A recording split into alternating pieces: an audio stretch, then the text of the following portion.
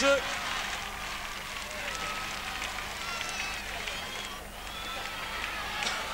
Et la vache, oh là là, la vache met toujours par terre le portique de Nice. Et le jeu est fini, Et Léo. le jeu est fini. Le jeu est fini. Sans que Lunel ait eu à déplorer.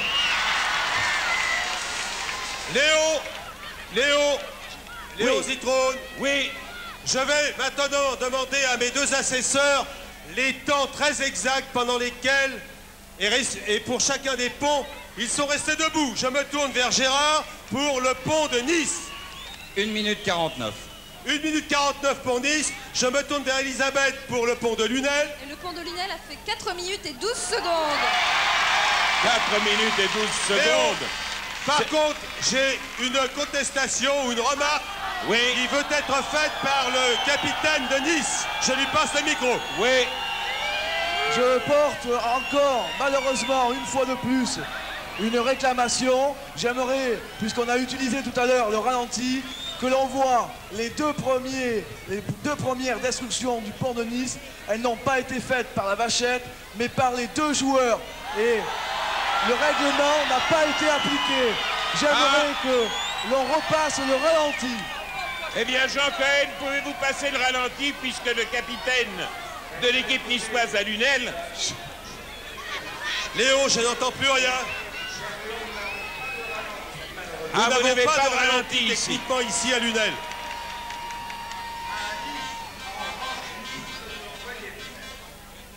Oui, Nice, vous avez magnétoscopé l'ensemble de l'émission.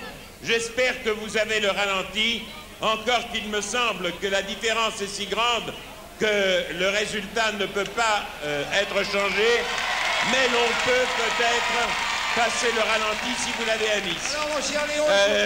Guilux. Oui, mon cher Léon, il faut que ça soit Guilux, vous. est-ce que vous avez, s'il vous plaît, un ralenti de ce qui s'est passé chez nous? Écoutez, je ne sais pas si j'ai un ralenti dans ma poche. Je vais chercher, mais je suis très heureux que vous fassiez appel à nous. Ah, je suis très heureux, car tout à l'heure, vous faisiez cavalier seul, mon cher. On va donc vous prêter un petit ralenti d'une demi-minute. Alors, prêtez-moi un ralenti, s'il vous plaît. Je vous le revaudrai en bon de voyage. Vous irez aux Seychelles avec Georges Barguet. En tous les cas, ce soir, on peut dire, mon cher Léon, que vous étiez en pleine forme et que vous n'étiez pas au ralenti, vous, ce soir. Non. Ni les vaches camarguaises qui viennent de se réhabiliter devant des millions Mais de les vaches téléspectateurs. camarguaises sont parmi les meilleures vaches de France. Et voilà le ralenti en question. Je pense bien. Voici le ralenti. Hop. C'est la vache qui a détruit. Et le deuxième? Attendez. Ah bah, le deuxième risque d'être long à venir, mais enfin, de toute façon, il est indiscutable. Nous qui avions le regard collé sur l'écran et les oreilles rivées à vos commentaires, mon cher Léon, qu'à tout moment, ce sont bien les rasteurs de Lunel qui ont emporté la vache, presque d'ailleurs portée par la vache sur l'arche de Lunel. Réclamation. Alors, si je comprends bien, Simone, moi, je ne suis ni pour Lunel, ni pour Nice, comme bien vous pensez. Mon cœur bat également vite pour l'une et l'autre ville. Mais vous étiez quand même pour la vache de Lunel à qui vous avez tressé des compliments exagérés. Mais j'ai parlé de la vache de Lunel parce qu'il n'y avait qu'une seule vache et qu'on ne pouvait pas se tromper de vache. Non mais Léon, cette vache de Lunel, je crois que toute la France aura pour elle des yeux pleins d'attendrissement. Parce qu'elle était très partiale, mais elle a été géniale. Elle a été géniale pour son équipe. Généreuse, en tout cas. Absolument, généreuse. Est-ce que votre mari est là à Nice? Non Léon, mon mari n'est pas à Nice. Antoine, eh ben tant mieux. Ah ben non, c'est vrai que Lunel, c'est loin de Nice. Alors où est-ce qu'on en est, Simone, avec tout Bon, ça? eh bien écoutez, on en est à tout ça. C'est justement ce qu'il y a d'extraordinaire. C'est que je pense que de part et d'autre dans les deux villes, moi je regrette de ne pas être avec vous, mais dans les deux villes, il va y avoir une ambiance extraordinaire parce que juste à la veille de ces questions qui sont sujettes, nous l'avons vu, à rebondissement, il y a 10 points partout à l'heure actuelle. Simone, oui, je vous demande s'il vous plaît une seconde de micro pour des raisons personnelles. Messieurs de l'équipe culturelle de Lunel, voulez-vous descendre dans l'arène? Je ne sais pas qui vous êtes puisque je ne vous ai jamais vu. Ayez la gentillesse d'y aller maintenant. À vous, Simone. Eh bien, puisque vous n'êtes pas prêt, mon cher Léon, nous allons donc démarrer, puisqu'il y a égalité au score. C'est bien ça, Simone? Oui, oui, c'est exactement ça, Guy. Nous allons donc démarrer la première question ici, à Nice. On est sport, on accepte de démarrer, mais n'est-ce pas, mon cher Jean Oltra? Jean Oltra, qui est le président du comité des fêtes, accepte de démarrer sur ce jeu très difficile des questions, qui va être réglé, je l'espère, assez rapidement, mais qui nous ménage quand même un sacré suspense. Le score étant, Simone, de 10 points partout. 10 points partout. Eh bien, savez-vous que il peut peut-être y avoir, non, ça me paraît difficile, un finaliste parmi les deux villes, on ne sait jamais. Ouais, oui, une ville peut gagner avec 16 et plus de 4 points d'écart. Ça sera dur. Ça sera difficile, c'est très tangent. Alors, Jean, nous avons maintenant à choisir à la fois le coefficient 3 ou 1 et une question entre 1 et 10. Pendant que vous réfléchissez, Jean, je fais très rapidement connaissance avec votre équipe des questions qui, je vous le rappelle, ont été puisées dans les télé 7 jours depuis 25 ans. C'est donc toute la mémoire de la télévision qui sert de questionnaire. Ce télé 7 jours qui d'ailleurs s'inscrit maintenant, et je pense que notre ami Georges Barrier pourrait peut-être découvrir cette première page de télé 7 jours qu'on n'a jamais vue complètement d'ailleurs dans le jeu tout à l'heure et qui nous montre Bernard Hinault. Garderez-vous le maillot jaune? Qui êtes-vous, monsieur? Bernard, mais aussi. Vous êtes Bernard aussi, d'ailleurs. Bon. Et quelle est votre profession? Informaticien. Informaticien. Quel est votre prénom, mademoiselle? Madame? Francis. Et votre profession? Vendeuse. Et enfin? Gérard, et gérant de société. Voilà. Gérant de société, une vendeuse, vous vendez peut-être télé 7 jours de temps en temps, non? Non, non, non. Voilà. Jean Oltra a dû réfléchir. 3 ou 1? 3. 3. Il tente la qualification en finale, on ne sait jamais, mais il y a des rudes concurrents en face. La question de 1 à 10. 9. La question 9, Simone, maintenant, à vous de jouer. Et à nous Eh bien, la voilà, cette question 9, vous la voyez. Vous voyez que je suis en train de la décacheter.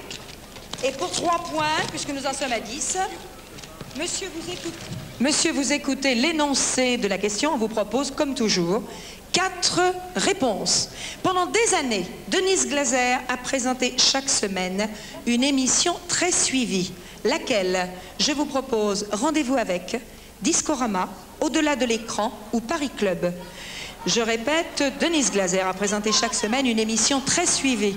Rendez-vous avec, Discorama, Au-delà de l'écran ou Paris Club. Paraissez être bien tombé, 30 secondes pour répondre. Mais si vous avez la réponse avant, ça nous fera gagner du temps.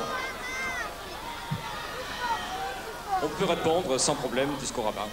Discorama. Discorama, réponse exacte. Janie va donc accrocher 3 points supplémentaires à Nice. Nous en sommes à 13. Et maintenant, alors, du côté de Lunel. Eh bien, ma chère Simone, je vous remercie.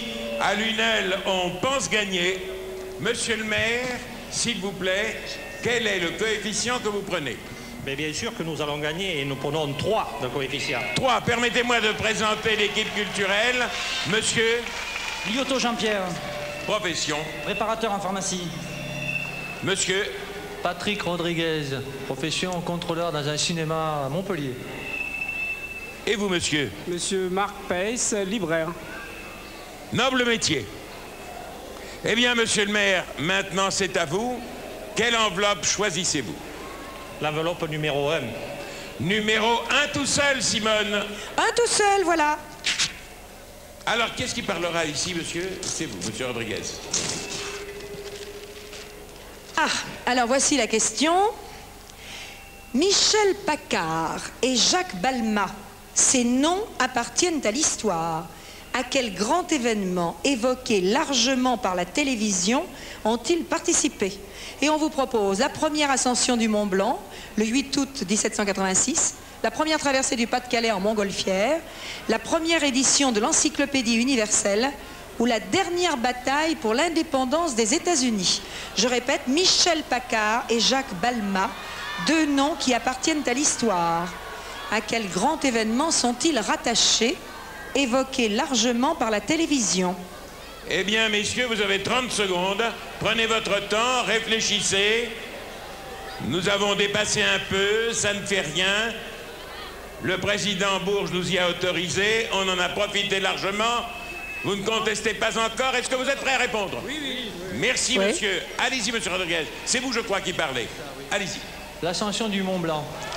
L'ascension du Mont Blanc, mais oui, monsieur, c'est aujourd'hui l'anniversaire et c'était un grand événement. Eh bien, Lunel, 13 points, 13 partout. Qu'est-ce qui va se passer? Alors nous attendons maintenant, puisque c'est à Lunel, toujours. Oui. Enfin, je pense que Guy... Voilà, c'est toujours à Lunel de répondre. C'est-à-dire que nous prenons selon la formule habituelle A, B, B, A. La ville A étant Nice, la ville B étant la nôtre. Voilà. Enfin, celle où je me trouve. Eh bien, monsieur le maire, combien de points jouez-vous? Vous êtes à 13 à 13. 13 à 13, oui. Alors, il faut faire la différence. Il faut 3 de plus. Vous prenez les 3 de plus, il faut faire la différence. Ah mais c'est très sportif. Eh bien, c'est très bien. Monsieur le maire, quel est le numéro d'enveloppe que vous choisissez? Réfléchissez bien. Ah, le suivant, le 2. Le 2. Le 2. Voilà le 2. Elles sont toujours... Regardez Simone Garnier comme elle est charmante et comme elle décachette les enveloppes comme il le faut. Regardez, elle est de Lyon, vous savez. Elle est de Lyon.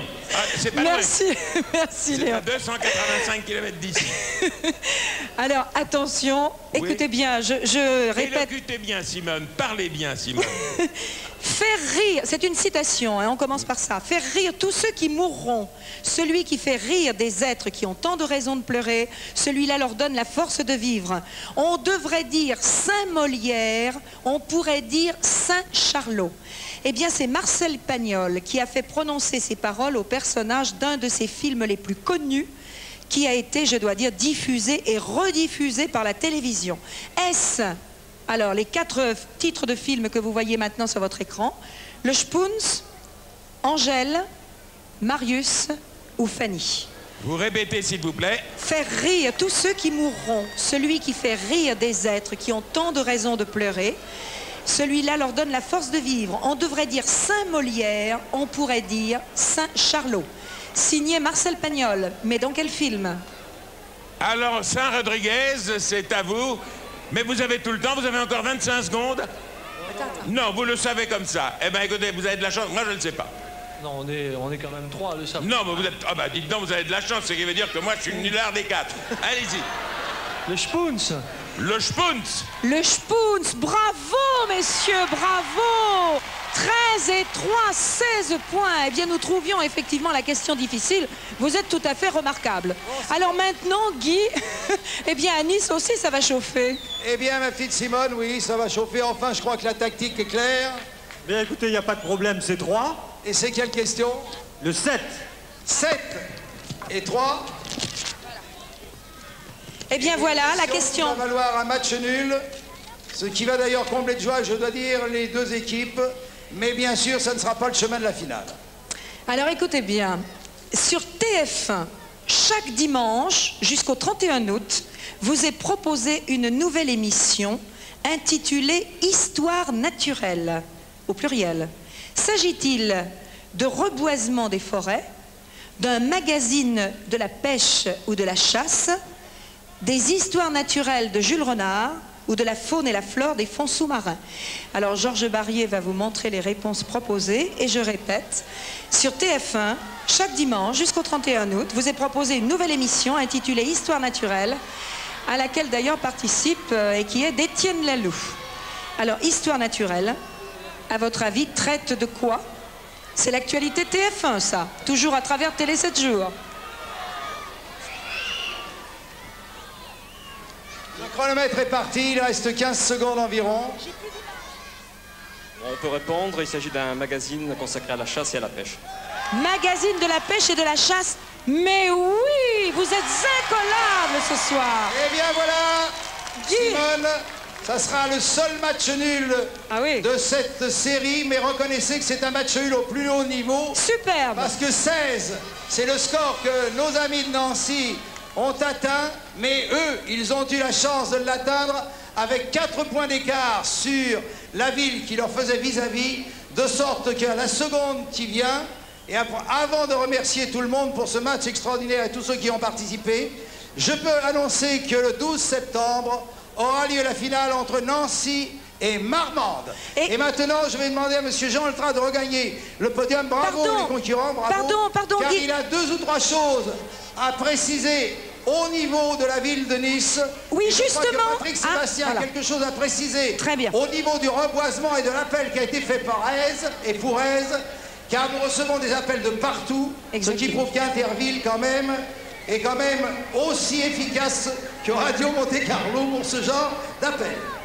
Oui, c'est vrai, on a reçu des appels. Alors, si vous voulez envoyer des dons, je pense qu'il faut l'envoyer à RMC. J'ai pas le compte sur moi.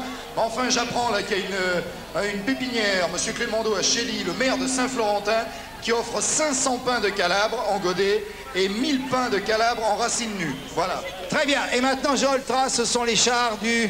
Eh bien écoutez, ce sont les chars qui demain seront sur la promenade des Anglais pour le dernier défilé et la dernière bataille de fleurs de l'été. Et j'invite tous les touristes et tous les Niçois à venir demain soir sur la promenade. Voilà, je vais passer l'antenne à mon ami Léon Zitrone. Au préalable, je remercie Eddie Barclay, tous nos amis, et surtout le président Bourges. J'espère que nous en voulez pas de ces quelques secondes de déplacement. Non, parce que c'est tout le public qui en aura profité. Et je suis très heureux que cette émission fasse rire tout le monde. C'est un bon moment de détente. Merci à vous, Chérie Lux. Eh bien, rendez-vous le 12 septembre avant de retrouver Léon Zitrone sur TF1, la chaîne d'Interville, du bonheur, de la gaieté et de la joie. À vous, Léon, et bravo pour cette soirée des taureaux camarguais. Nous levons nos verres à la santé des amis de Nice, notre verre de muscat Lunel. Au revoir, merci, à la grande finale de septembre. Bonsoir. Et on chante tous ensemble l'indicatif de fin aussi bien à Lunel qu'à Nice, puisque c'est un match nul qui fait plaisir à tout le monde. Il ne pouvait pas y avoir de fin plus heureuse. Vous l'avez, votre égalité, mon cher Léon, que vous réclamiez.